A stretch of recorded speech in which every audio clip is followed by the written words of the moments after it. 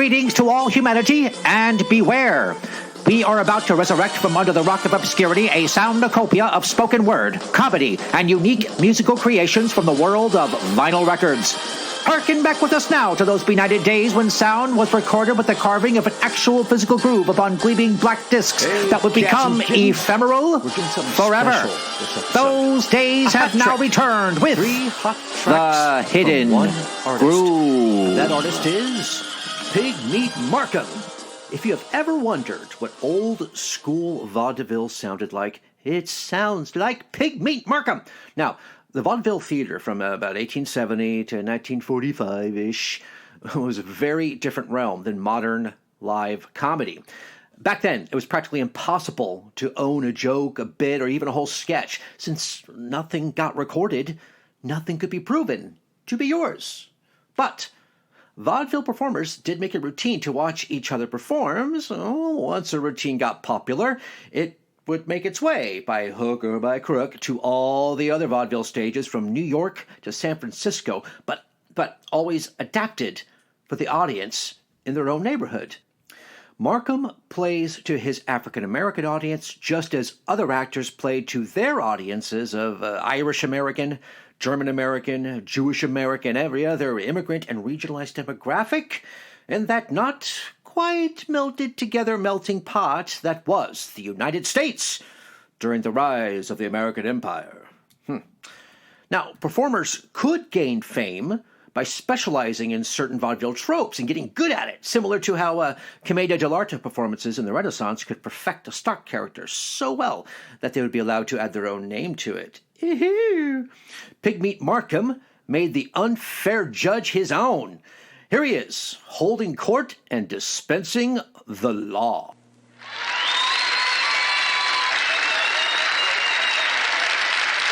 Hear ye, the court of swing. We're just about ready to start this thing. The court is now in session, ladies and gentlemen. Presiding is none other than Judge Pigmeat Markham.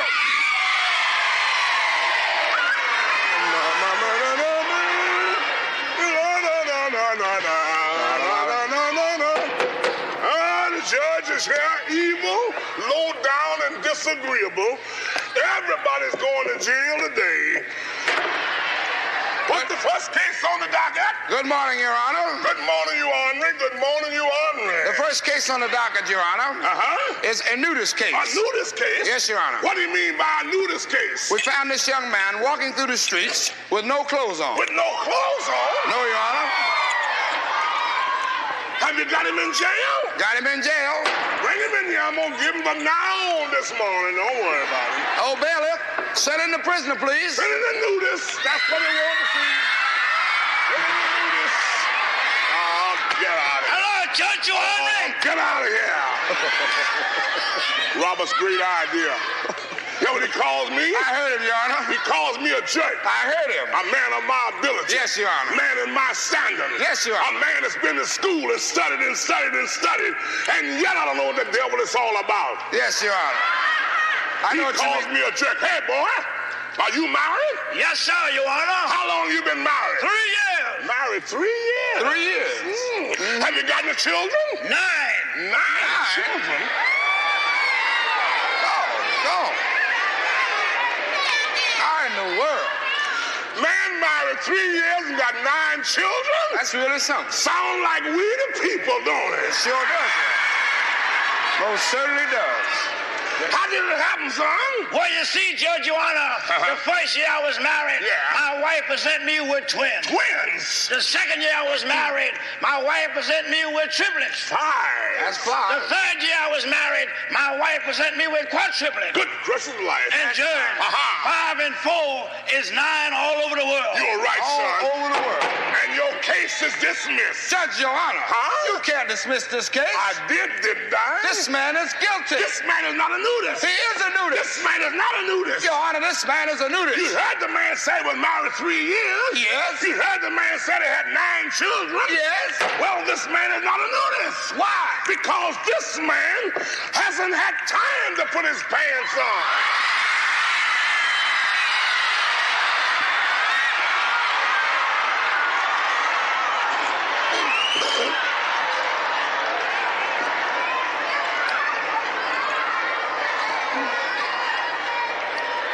All right, Your Honor. All right, you win. Next case. Next case, Your Honor, is a young lady that was molested in the park by a stranger. The lady molested in the park by a stranger. Yes, Your Honor. Got him in jail? Got him in jail. Bring him in here. I'm going to give him from now on this morning. Send him to prisoner, bailiff. Put him in prisoner, bailiff. Doggone it, the judge don't want no job today. I'm telling you that. Hello, Judgy. Why, hello, baby. Hey, gal. What you gonna have on tonight around about 11 o'clock? Not a thing. Your flies are gonna bother the devil out of you. Put on the bench. Put what on the bench? Sit down, you know what I mean. I'll knock you down, you redhead devil, you. What are you ready to open the Judge, case? Your Honor. Go ahead, open the case. I am prosecuting this case. You're prosecuting. I am prosecuting that man right there. I see. This is my client, That's Your your Honor, client. defendant in the case. I see. Now, Your Honor, let me give you the facts of the Yes, case. I want the facts. Now, the other day, this young lady was sitting in the park. In the park. Reading a book. Reading a book. Minding her own business. Her own business. When all of a sudden, she smelt this obnoxious odor. Obnoxious odor. She looked to her right, and there sat this skunk. This skunk. This monster. This monster. This tadpole. What the devil is a tadpole? A tadpole, Your Honor, is a frog without a tail. A frog without a tail? Yes, Your Honor. Ooh, you dirty frog without a tail. Go ahead, son. As she sat there a little longer, Your Honor, continued to read her book, all of a sudden, she felt a hand rubbing her ankle. Her ankle? Just like this. Right down the way you got your hand now? Just like I'm rubbing this ankle, Your Honor. Rubbing right there? Right here. Oh, I didn't know that. But, was he satisfied? I don't know. No! Get out of here. Get out. Stop hollering. No! I'm terribly sorry, Stick Your to Honor. the relative of the case. I apologize, Your Honor. Okay. I get a little carried away. Don't get carried too far. She sat there a little bit longer, Your Honor. Continued to read her book. A book? Then she felt a hand a little higher. Oh, a little higher? On the calf of her leg. On the calf, right there? Feeling it just like I am. Right Your where Honor. you feeling that? Rubbing it just like I this. see that. It was just rubbing it. Yeah. But, was he satisfied? I don't know. No! Oh, get out of here. Get out of here. Stop hollering. No! Stick to the relative of the case. I apologize, Your Honor. Well, all right, you I qualify apologize. as acceptable. Then, Your Honor, she sit there a little bit longer, continued to read her book, Her book. mind her own business. Yes. And this time, Yes. she felt a hand on her knee. On her knee. A little bit above the knee. Above the knee. Right along, pardon me, madam. Can I lift your dress up a little more, please? Right about here, Your Right Honor. there. And she was rubbing it just like I'm Just rubbing. like you're rubbing the knee. Just like this, Your Right Honor. there? And, Your Honor, Uh-huh. I want to say I feel for this little girl. Yeah? Yes, Your Honor. Yeah, you're doing a pretty good job. You know that, don't you? Yes, sir. She sat there, Your Honor, minding her own business. But, was he satisfied? No! No! No! Judge, Your Honor, what are you doing? What am I doing? Yes. I'm goosing a Superman. No! I don't like you. Now, Your Honor, I have presented all the facts in the case. Yes. And I now rest my case. You'll now rest your case. Yes, Your Honor. The judge will now stick his hand into this case.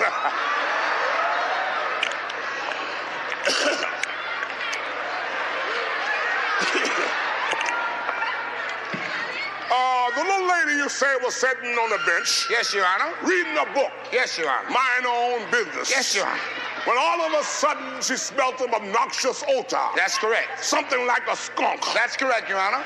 She said to herself, I smell something. Yes. But I don't know what it is. Yes. But it's a very foul odor. Correct. When she looked around, this skunk had his hand right here. Right here, Your Honor. Yeah, right down. Right down, there. Right down there. Rubbing it just like I am. Where you feeling? Yes. But he wasn't satisfied. No, Your Honor. He continued Yes. to mess with the little lady, and she continued to read her book. Right. When all of a sudden, she felt a hand again right here. Right here, Your Honor. Right there, yeah, right. Right here. Right here where I'm rubbing. Right where you rubbing. Right here, Your Honor.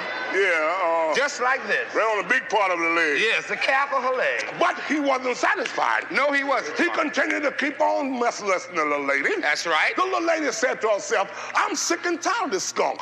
When all of a sudden, she looked around, he had his hand right here. Right here, Your Honor. Right there. Right here.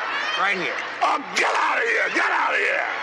Judge, Your Honor. Yeah. What's the matter? What's wrong? What are you hitting me for? What I'm hitting you for? Yes. What do you mean am I hitting you for? What's the matter? I only rubbed the leg to show you. I'm just trying to help you out. You trying to help me? Yes. I'll help myself under these conditions. Never mind, I'll straighten the whole case out once and for all. Don't worry about a thing. Little lady, you're such a nice, handsome young girl, such a nice-looking boy like you are.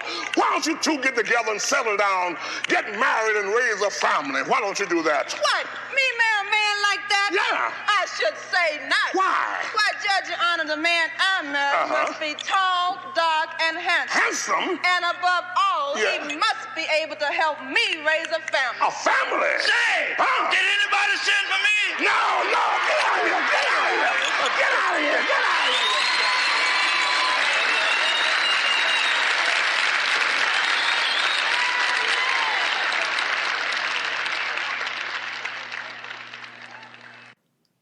I wish I could say I first learned about Pigmeat Markham from an obscure lecture series about popular spoken word art at Columbia University in New York City in the 70s. Or that I was told of him by an old, one-eyed Belgian actor that I met while working at the old Menger Hotel as a stevedores capswain. Or perhaps his granddaughter saw me perform improv, and she came to me after the show and told me I reminded her of Pigmeat, and I said, "Hey, up yours." And she said, "No, Pigmeat Markham." "Oh, who's he?" "Oh, But no. That would be interesting. And I respect you far too much to be interesting. I first saw Pigmeat Markham on a rerun of Laugh-In, the late 60s sketch comedy show. Here is a track that sounds like what I saw, but you will not be able to see it. However, you will be able to hear everything you need to hear in order to see my point. Now, dig the differences. We'll talk more when the groove runs out. Here comes the judge. Here comes the judge. Order in the courtroom. Here comes the judge. We love the law. We're mad for it. We love the law. That's right. We're mad for it. Order in the courtroom. We love the law. It's Marvy Do. Justice is grand. We meet it out. Gavel in hand. We beat it out. Order in the courtroom. We love the law. When I, dear friend, was called to the bar, I had an appetite fresh and hearty. But I had only one thought in mind, to find the guilty party. We love the law. We sing for it. You break the law. You'll swing for it. Order in the courtroom. We love the law. Grab your habeas corpus. Order in the courtroom. We love the law. Here comes the judge. We love the law. $10 or 30 days. Well, Judge, I'll take the $10. Here comes the judge. Here comes the judge. Order in the courtroom. Here comes the judge. Now, Pat, what brought you here again? 2 policemen. Drunk as usual. Both of them. Here comes the judge. Here comes the judge. Order in the courtroom. Here comes the judge. Have you ever been up before me? I don't know, Your Honor. What time do you get up? Here comes the judge. Here comes the judge. Order in the courtroom. I am the judge. Now, that was not Pigmeat Markham. I repeat, that was not Pigmeat Markham. Laugh-In did the Here Comes the Judge sketch a lot without mentioning Markham, and then guest star Sammy Davis Jr. played the judge, and I assumed shamed them into hiring Markham to do an episode, which he did. It's an interesting show, Laugh-In. Very interesting indeed. There's a fine line between groundbreaking and exploitive. And now, the sound of water dripping into a bucket.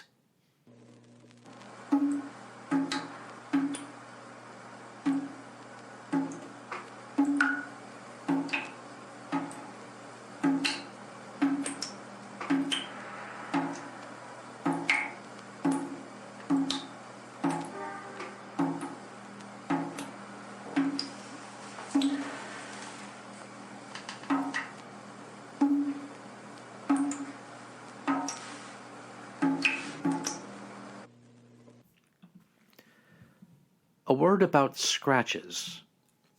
I know it can be hard to overhear the pops and scratches and skips that often make the hidden groove a bumpy place to jive in.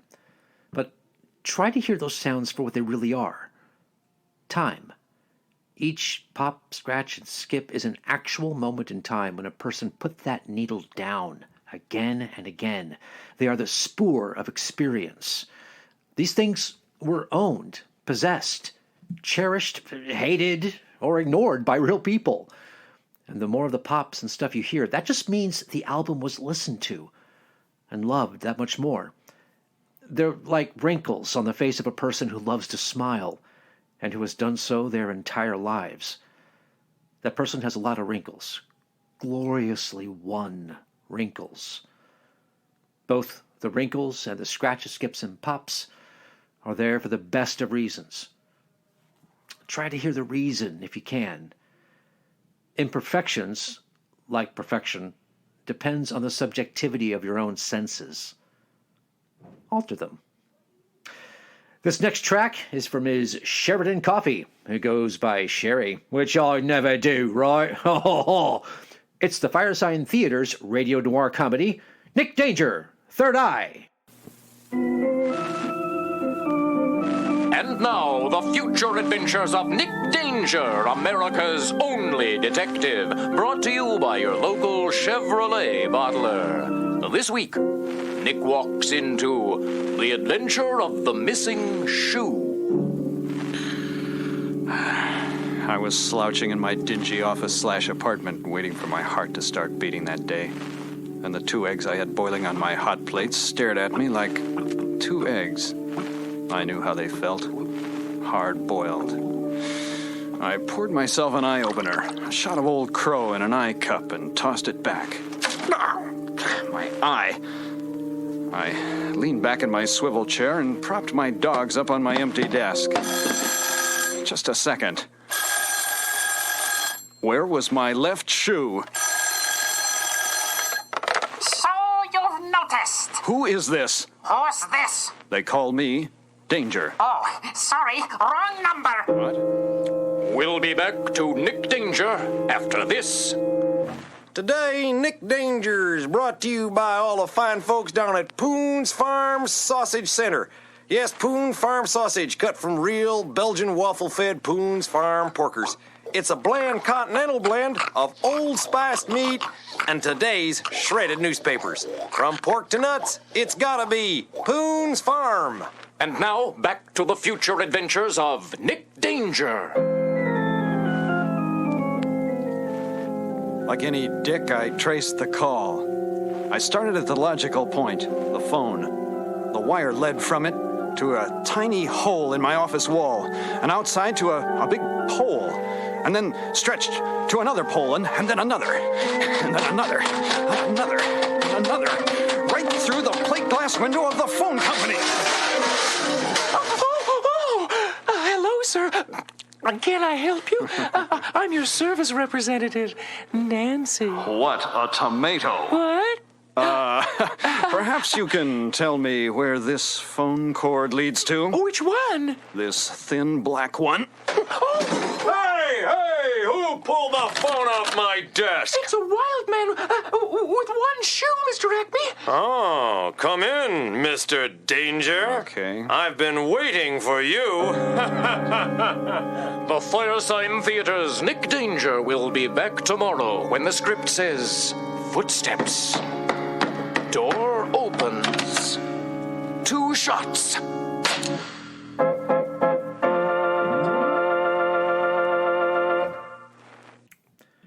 We'll have another episode of Nick Danger, Third Eye, later on in our episode. But first, linguistics. When did the term making love begin to mean having sex? In 1961, it clearly meant nothing of the kind. Here's Pigmeat Markham again in a sketch called The Love-Making Bureau. Although the sketch is definitely all about sex, making love is clearly a phrase that describes only the amorous tactics to get a person into bed. I love how words change. Okay. And near the end, the louder Pigmeat yells, the more naked his client is getting. I'll let your imagination do the rest. I don't know. I got to find this job.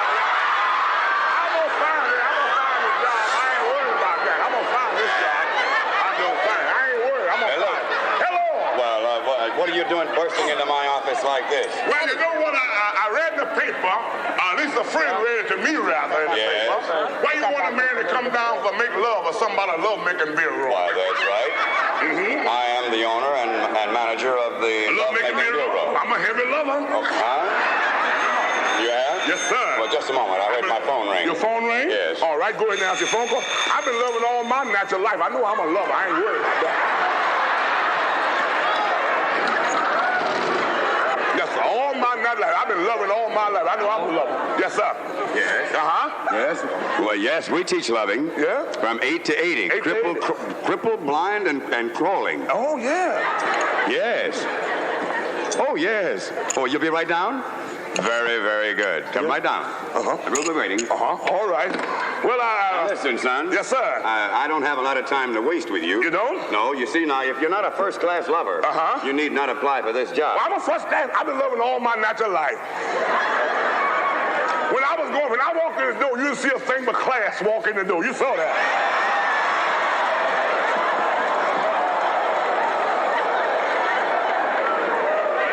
Well, listen, young man. Yes, sir. I must have the best of everything. The best of everything? I have a very high-class clientele here. You do? That's right. I'm a first-class lover. You are? You're right sure of that? Yes, sir. I know that. I've been loving all my life. When I was going to kindergarten, I was jiving a little bit of chicks that high there.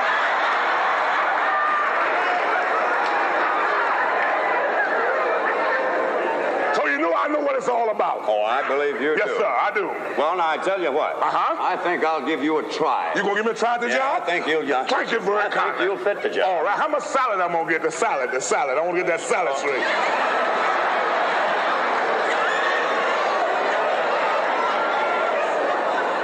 Do you, by any chance, have reference to the salary? That's what I'm talking about. Yeah. Yeah, the salary. Well, now, in a case of your kind, with your having such fine reputation. Yes, sir. I think I could afford to pay you about $10 a week. $10? What? $10 who what week? $10 a week. I thought you wanted a first-class lover. I do. No, you want a second-rater. That's what you're looking for. I see that.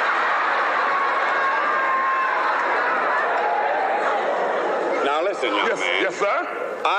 I made a proposition with you. I'd give you $10 a week for doing a first-class lover's job in my business. In your business? Yeah. Now, if this doesn't suit you, yes, sir, you may as well forget about it. That's the best you can pay? The best I can do. Well, you better get Elvis Presley, one of them boys. I see that.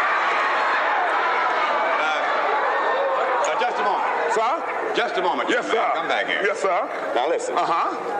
I think I can make a better deal than that. You think you can make a better deal? Well, talk business. I'm a businessman, you know. I see. And you can't jive me. I'm a man know how to deal. See, I didn't go by the school. I went into school out.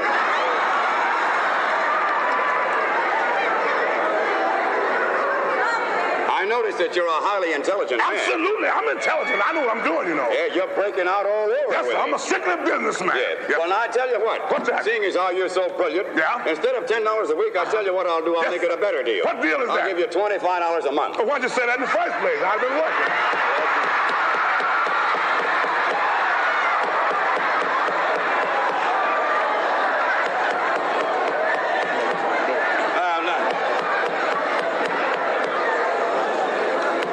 Son? Yes, sir. Hey, listen, there's somebody knocking at the door. Answer the door. Somebody knocking at the door? That's right. Well, get up and go answer then. What the hell me about it? I don't know. Hey, wait a minute. Oh, yeah. You go answer that door. You're working for me. Well, that's right. I forgot all about that. Yeah, I got that now. All right, come right in, madam. Come right in. Everything is all right. Good evening. Good evening. Yeah. Is this the Love-Making Bureau? It certainly is. Well, my husband tells me that I'm old and cold and don't know how to make love. He's right. You don't know how to make love. Now, listen. You wouldn't know because I haven't taught much, you see. I know one of the Now, just a moment. points of making love. Just a moment. Yes, sir, Chief. I'll take care of my business. Oh, you will? All I want you to do is do your work. All right, Governor. All right. Yes, now, sir. listen, young lady. If you wish to have a few lessons in lovemaking, you came to the right place. This is the finest lovemaking bureau in America. Well, how much are your lessons? Well, the lessons will be $5 per lesson. Payable in advance. Oh, that's perfectly all right. Oh, she got the money right there. Well, let me get ready now, because I'm gonna get ready to go to work now. I'm gonna work like a son tonight. I'm gonna work tonight. I ain't worried about that. I'm gonna work. I'm really gonna work tonight. Hey, just a minute. Yes, sir? What are you doing? I'm charging my battery. I'll be all right.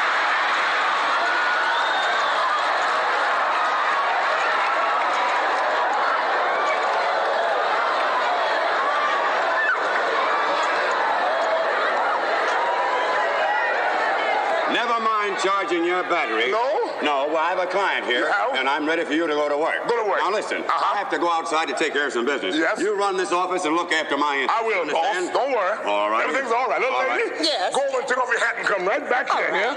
I'm going to fall in love with this old girl tonight. Doggone.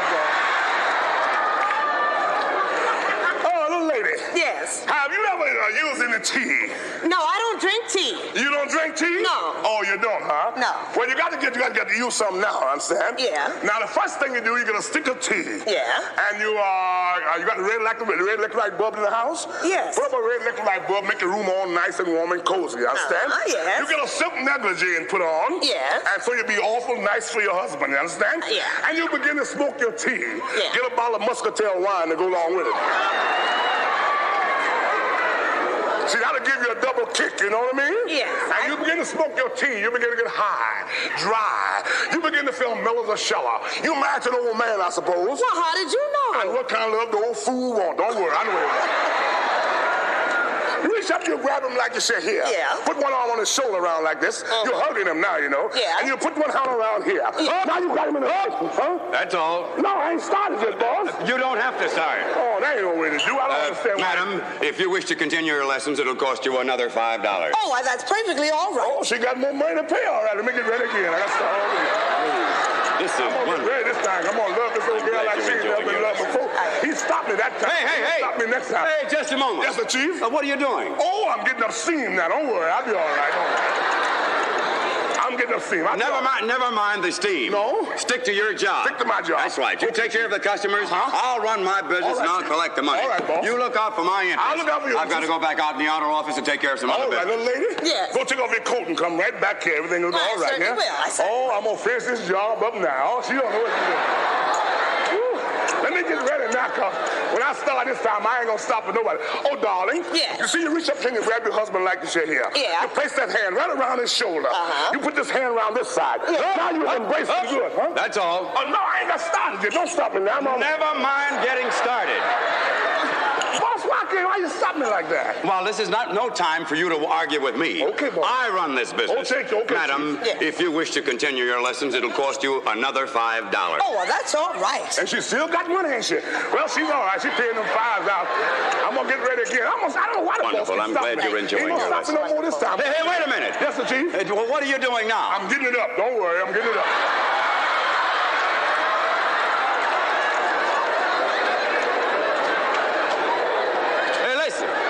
Come over here. Yes, sir, Chief. Never mind getting it up. No? Never mind getting it up. No? You just take care of your job and do your work. That's right. That's right. Okay. I've got to go back in the outer office again. You take care of the business. All right. Now, little lady, go and take off your dress and come right back here. Now, I'm going to really love this gal this time. Oh, boy. I know I'm going to be a mess now. The boss ain't here. I ain't got nothing to do with love this gal the way I want to love her. I'm going to love her, too. I'm going to really love her this time. I ain't thinking about nothing at all.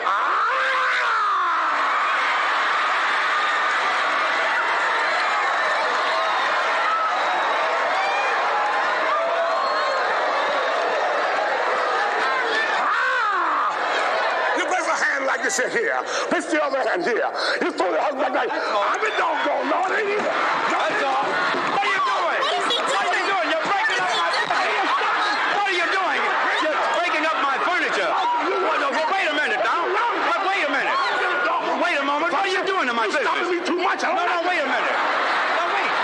This is terrible. look at my furniture. I throw it out the window. Yeah, but wait a moment. Everything. Now listen. Yes, sir. This is no time for you getting excited. What you mean get excited? This is no time for you to get excited. I'm excited. You know what you're supposed to do now. Don't worry, now just get that. Well, now listen, madam. Yes. Let me tell you. If What? you intend to continue your lessons, it'll cost you another $5.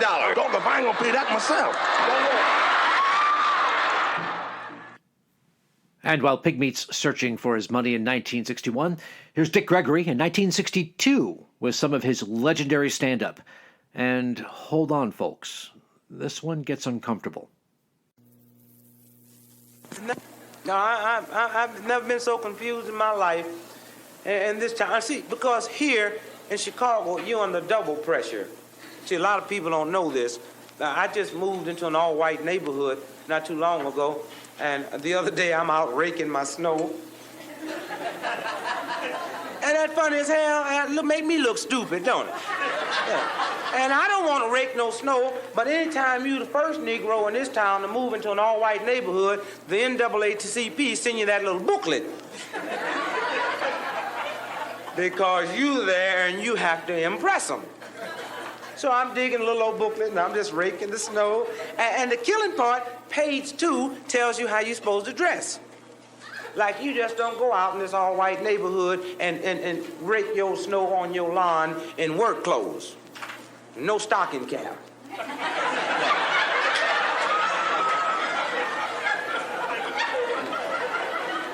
Page 2 says you will wear an Ivy League suit.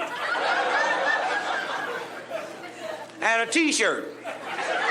And no coat, because we want to make them think we healthy. I'm out there cold as hell. This rain.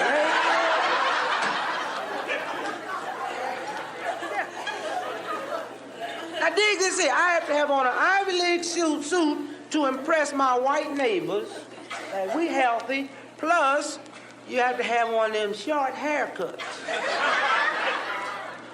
And use Brio cream. One dab.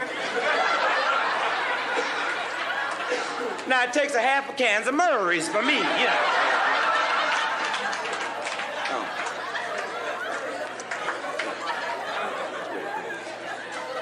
Can you dig me out there raking my snow with some Brio cream on my head? No stocking cap. No. And I'm glad we quit tying our head with them stocking caps.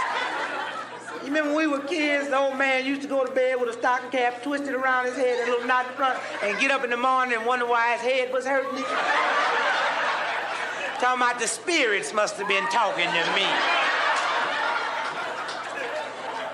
So I'm out, oh man, I'm digging my bulletin, I'm reading everything the NAACP say do, and I'm just raking. Now the object of the deal is you rake the snow up on the grass. Now after you bank it real pretty, you go in the house and you get your wife and your kids, and you walk out on the lawn and you build a snowman so you can convince your neighbors we have tight family ties. That we get along. Page 7 say if you have to whoop your wife in that all-white neighborhood, put her in the car, take her to Argyle Garden.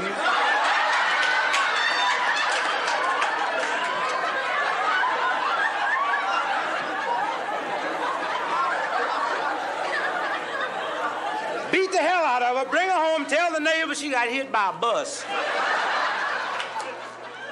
And by the time I drive to Argyle Garden, I done forgot I'm mad.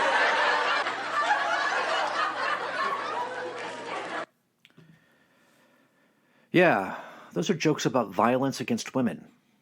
And women were laughing in the audience, and that does not make it right. The material in this track about moving into a white neighborhood was the perfect companion to Pigmeat Markham. I had to use it. And I could have cut the jokes about the beating of your wives, but I felt it was more important for you to hear it. You see, the comics of the 60s, even the cutting-edge comics like Dick Gregory and Lenny Bruce, were not seeking to shock or to offend.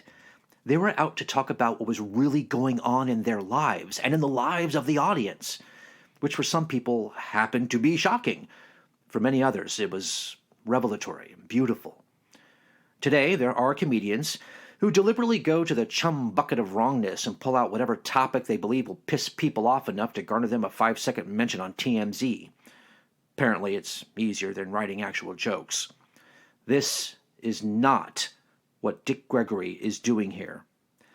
Dick Gregory did not support violence against women, but he did see it every goddamn day, and so he spoke of it. This is what art must do. But the main reason I played it was so you can hear the multiracial audience respond to his jokes.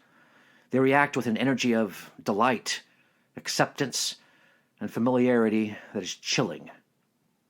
It is the people's reaction you needed to hear. It's uncomfortable stuff. At least I hope it is. And speaking of uncomfortable, here's a National Lampoon Radio Hour from 1975 with a song about white folks struggling to help not white folks. I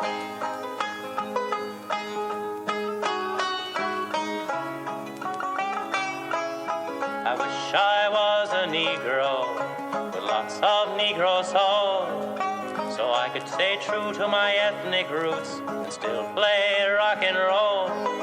If I was a funky Negro eating soul food barbecues, I wouldn't have to sing the middle-class liberal well-intentioned blues. Intention blues, intention blues. I wish I was an Indian, a grown-up soup papoose, so when I get drunk on a beer and a half, I'd have a good excuse. I'd be a noble savage, wouldn't ever wear no shoes, and I wouldn't have to sing the middle-class liberal well-intentioned blues. Intention blues, intention blues.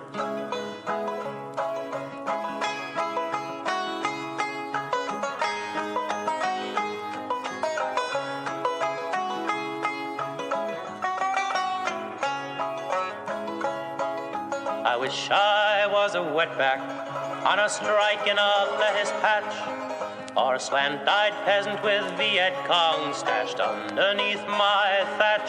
I only have a cross a picket line to pay my union dues, to keep on singing the middle-class liberal well-intentioned blues. Intention blues, intention blues.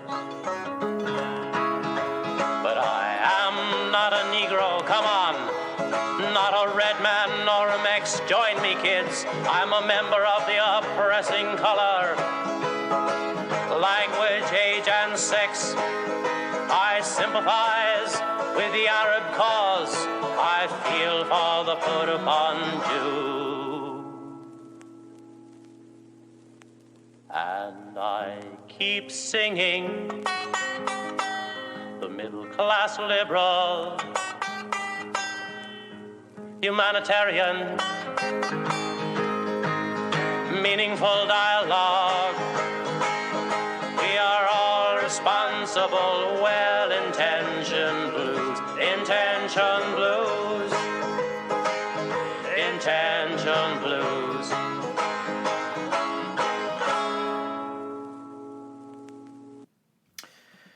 You might be thinking that I've dug myself a comedy hole here that not even Bill Hicks could dig his way out of. Well, with any other record collection, you might be right. But here at the Hidden Groove, we march to the horse of a different color. Because at the Hidden Groove, we have Rod McKuen, Rod, singing about social justice, live from Carnegie Hall, on his birthday. Seriously, it was recorded live on his birthday, April 19th, 1969, and you can hear it in the sound. It makes everything extra cheesy. Oh, Rod.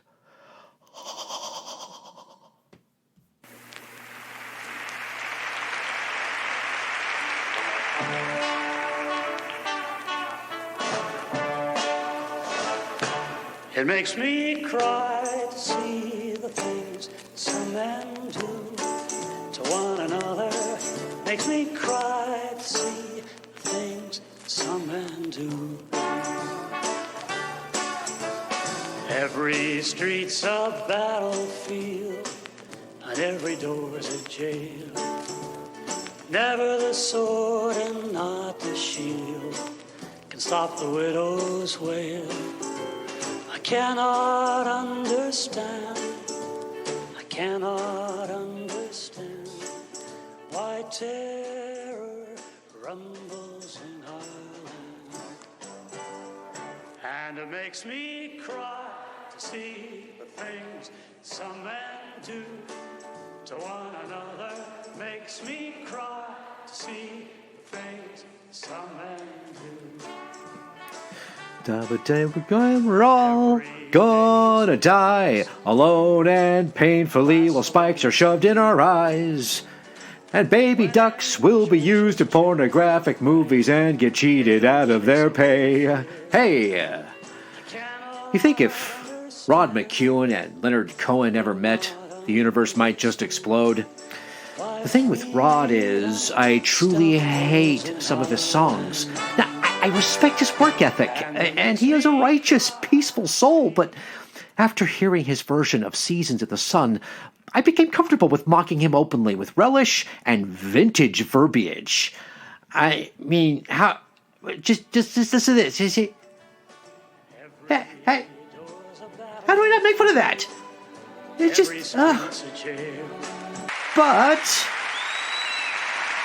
But the very next track after this one actually moved me. It's a COVID anthem.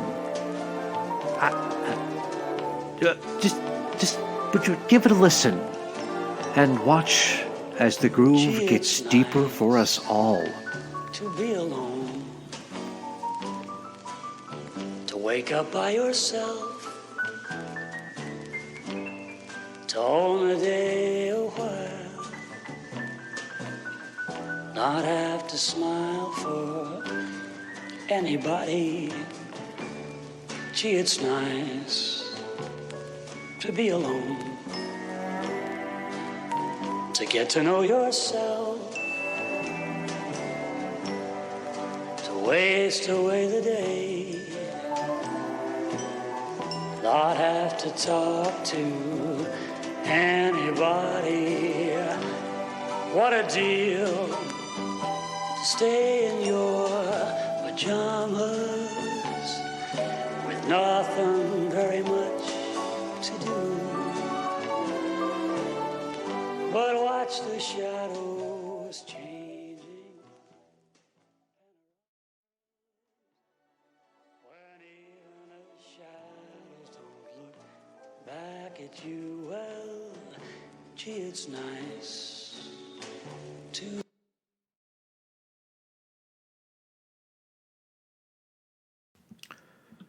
That's only about half the song, because its existence confuses me. And speaking of confusing, here's the sound of a pinball machine.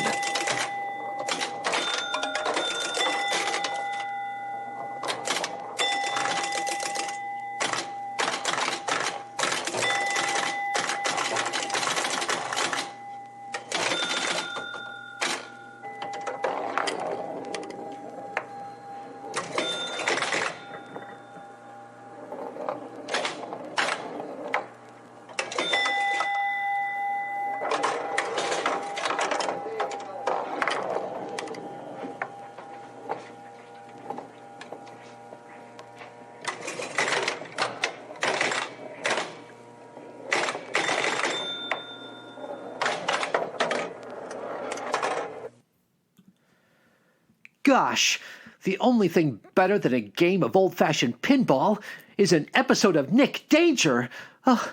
If only someone could say, and now... And now, the future adventures of Nick Danger, America's only detective. This week, Nick stumbles along through the adventure of the missing...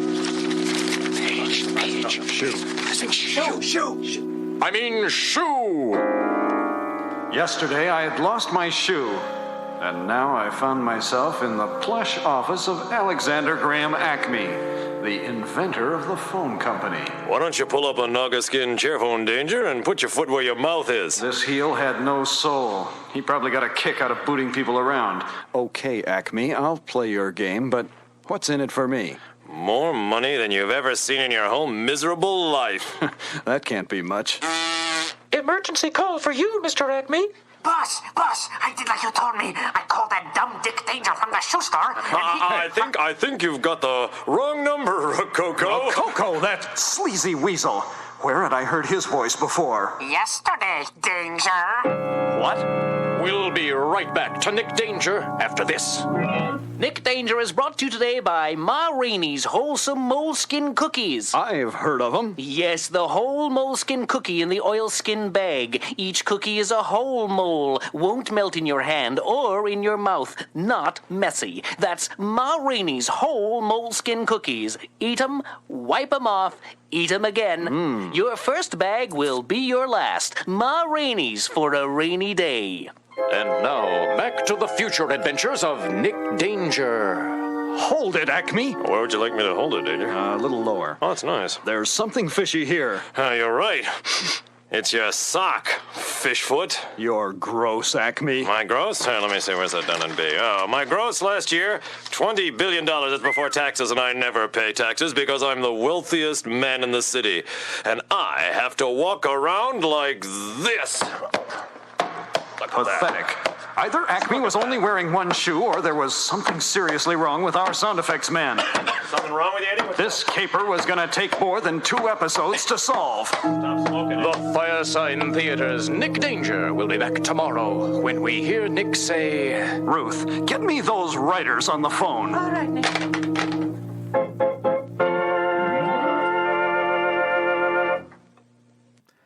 And now, Bedlam in a cuckoo clock shop.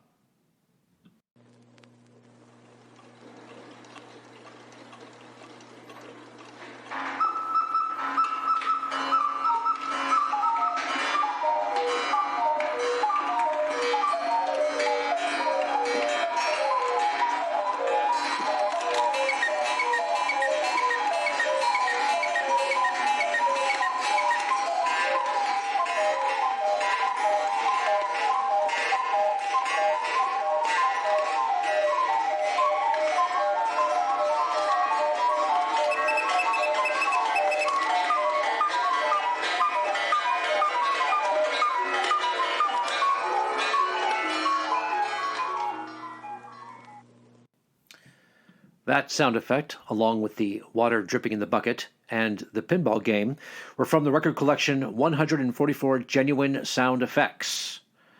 And now, let's share a cocktail and a toast with Pigmeat and Company. Chuck. Hey, Edna, how you doing, sweetheart? I'm just fine. Gee, I'm sure. Didn't we have a ball last night? We had a good time. I really enjoyed myself. I enjoyed myself more then than I did in a long time. Yeah, I had a lot of fun. And I enjoyed the toast that you said, too. Well, I just wanted to say one just to let people know I know how to tell a toast. Oh, yeah, I know. And what was that you said? You didn't do bad either, Oh, no. Well, you want me to tell you what I said? Yeah, I don't think you was listening to me. No, I must have been getting some more of that ignorant oil in my head, Well, you know what I said? Yeah. I said, now, here's to the man that kisses his wife and kisses his wife alone. There's other men kissing other women's wives when they should be kissing their own. That's cute. Wasn't that good? Yeah, that was cute.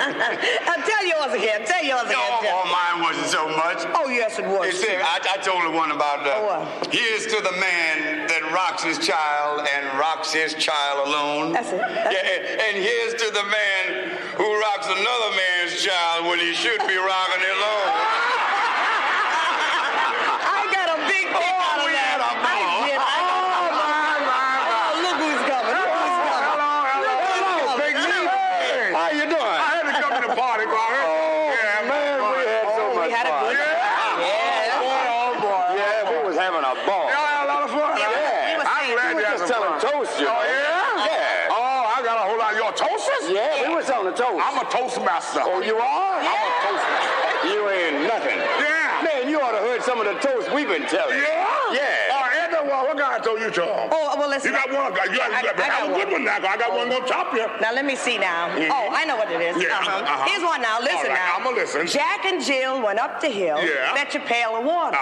Jill came down with a $2 bill. You think he went for water?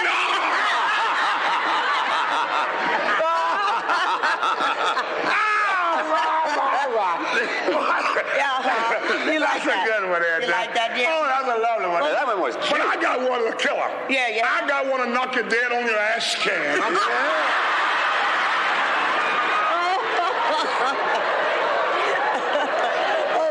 Okay, go ahead and say it. Oh, yeah, one for you. What? The woodpecker pecked on the schoolhouse door. He pecked and couldn't peck no more. He come back the next day to peck some more. He couldn't peck no more. Why? Because his pecker was sore.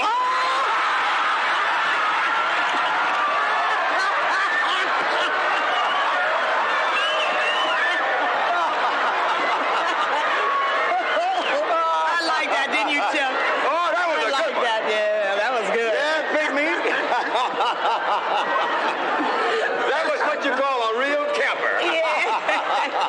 You like that one? That was a good one. Oh, I'm a Toastmaster. Yeah. You know what, though? You know, that was a very, very fine toast. Yeah. But you know the one I'd like to hear you tell? Which one? The one you told when we was over at Lossie Mae's house. Oh, you like that one? Oh, that would kill me. Chuck like that one. I said that one. Yeah. That's a good one, though. That's a very good one. I like that. I'm going to tell you that one. Yeah. All right. A woman is the angel of truth and a demon of fiction. And a woman is the doggone of all contradiction. She's afraid of a cockroach and a screaming a mouse. And she'll jump on her husband if he's big as a house. She'll marry you for better or marry you for worse. Split your head open, then be your nurse.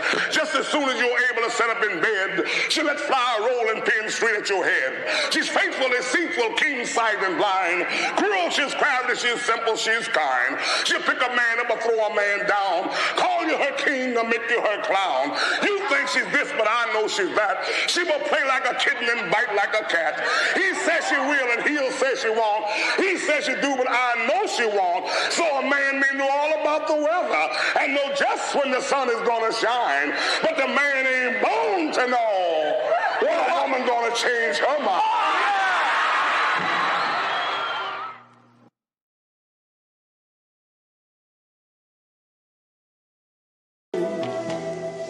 Panoramas. That's it for episode 6 of The Hidden Groove. I hope you enjoyed the show. You can get in touch with me on Podbean or YouTube or Facebook or wherever the finest memes are sold. I'll be there, embarrassingly hawking my wares.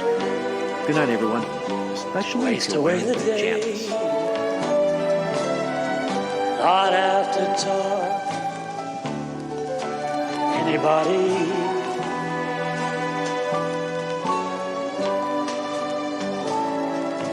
Gee, it's nice to be alone sometimes.